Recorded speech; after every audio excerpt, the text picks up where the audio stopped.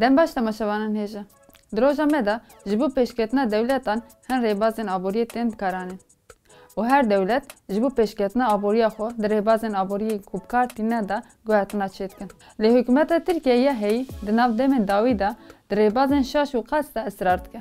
Ev jî dibe sedema krîza aboriyê ku gel nikare debara mala xwe bike. Ji serî salê heya niha herçi qas aborînas û dewletên xwediyê aboriyên mezin bibêjin ji bo enflasyon kêm bibe hewceyek û faiz bê zêdekirin jî Bankaya Navendiya Tirkiye ji serî salê heta niha faizê bi daxwaza serokkomar dadixîne. Bankaya Navendiya Tirkiye tenê di mehên îlon, cotmeh û mijdarê de di faizê de 400 puan daxist. Ev daxistina faizê me di bernameyê din de jî diyar kir ku li ser bihayê tişta bandorekî neyînî çêdike. û yek ji sedema nirxwendekirina TL ye. Li aliyek de daxistina faizê ji aliyekî ve tunebûna Ramedanê ji aliyekî ve jî gendelî û qewsên di nav siyaseta Tirkiyeyê de sedemê zêdebûna dolar. Lê sedema serekeya nirxwendekirina TL bi îstikrariya siyaseta Tirkiyeyê ku tevê krîza aboriya heyî di nav hewldanê şer de ye. û girêdayî vê siyasetê baca ku ji hemelatiyan kom dike yan dide çekan an jî birên diş hiqûqî ji holê radikin. Ji serî salê heta niha ji ber polîtîkayên dewletê lîrayê Tirkiye ji li hemberê dolar ji sedî nirxwenda kir. Herî dawî Bankaya Navendiya Tirkiyeyê tevî ku li Tirkiyeyê enflasyon ji sedî 20 jî faizê daxist sedî 15 ye. Ev daxistina faizê wêzextên li ser TL zêde bike. Li gor daneyên Bloombergê di meha mijdarê de TL ji aliyê nirx ve xwediyê performansa herî xirab e. û dîsa li gor analîstan Tirkiye krîza quran dijî. Gelo krîza quran çi ye? Heke di perê welatek de guhertinên mezin ên neyînî çê bibin, wê demê di piyasa wî welatê de qûr kêm dibe û di quran da krîz çê dibe. Ev krîza quran ji îhracatê heta îthalatê ji îthalatê heta îstîhdamê bandora xwe li ser her tiştî dike. Yanî nirxwendekirina TL tê wateye ku hemelatiyên Tirkiyeyê xizantir û şîrketên ku Ramedanê dikin jî deyindartir bibin. Di salên çûyî de jî li Tirkiyeyê çend krîzên aborî çêbûn. Yek ji wan jî krîza aboriya di sal 1994 de ye.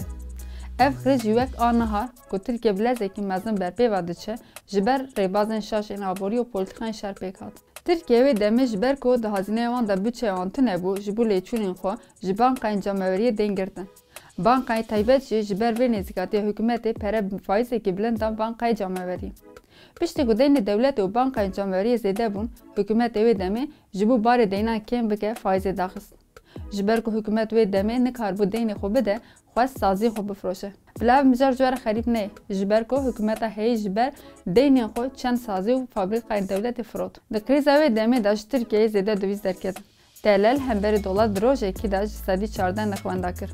Hikûmeta wê demê bi nirxwendekirina TL baca li ser gelek tiştan zêde kir. Piştî vê krîzê hikûmeta heyî bi rêbazên ku tenê bikaribe rojê xelas bike gav avêtin. Ji ber ku ev gav seranser hatibûn avêtin, di sala 1998 de di aboriya Tirkiyeyê de dîsa krîzek çêbû. Vê krîzê hem ji ber rêbazên aboriyê yên şaş hem jî ji ber bêîstikrariya siyaseta Tirkiyeyê pêk hat. Di vê krîzê de yek rastiya trajîk a ku derket holê ew bû ku Tirkiye ji bo baveletên xwezayî qet biçe veneqetandiye. Tenê mîneka Ertêca Marmarayê na di roja me de jî ertêj û lehiyên ku çê dibin nîşan dide ku hikûmeta heyî ji bo baveletan biçe veneqetîne. Ji ber ku krîza wê demê her diçû kûrtir dibû serokê wê demê Bülent Ecevît li hemberî kamerayên got ku ev krîzekî dewletî ye. Piştî vê ragihandinê piyasayên Tirkiyeyê serobûna bûn. Faiza bankaya di şevekî de di navbera 5000 û 7000 de zêde bû. İMKB yanî Borsa İstanbula wê demê di şevekî de ji sedî 20 nirxwenda kir. Piştî van bûyeran bi hezaran şîrket îflas kirin û bi sed hezaran karker bêkar man. Yek ji krîza aboriya Tirkiyeyê jî krîza di salên 2007 û 2008 de bû. Herçi qas sedema serekeya vê krîzê, krîza aboriya li cîhanê be jî Tirkiye li hemberî vê krîzê nikarbû aboriya xwe sererast bike. Vê serdemê de nîqaşên ku dolarek be TL'yekî dihatin kirin. Lê piştî vê krîzê dolarek bû 1.7 TL. 1.7 TL yanî di salên 2008 de ku krîzekî cîhanê dihat jîn de jî dolar li hemberî TL rekora xwe ya wê demê şikan. Ji vê rojê heya niha dolar her sal li gor sala borî du sê qat zêde dibe. Ji ber polîtîkayên hikûmetê yên aborî gel ne dikare alternatîfa xwe ava bike, ne jî dikare li gor standardên mirovahî bijî. Herçi qas serokkomarê AKP di axaftinê xwe de bibêje em li hemberî zêdekirina faîzê ne jî, di rastiya aboriyê de ji bo enflasyon û krîza ji holê rabin, hewceyek ku faiz bê zêdekirin.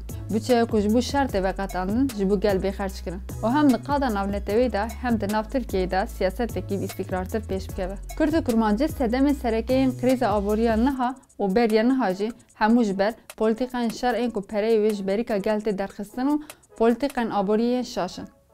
Belê temaşevan nêzam hatin dawiya bernameya xwe. Ji bîr nekin bibin aboneyê kanala me û me parve bikin.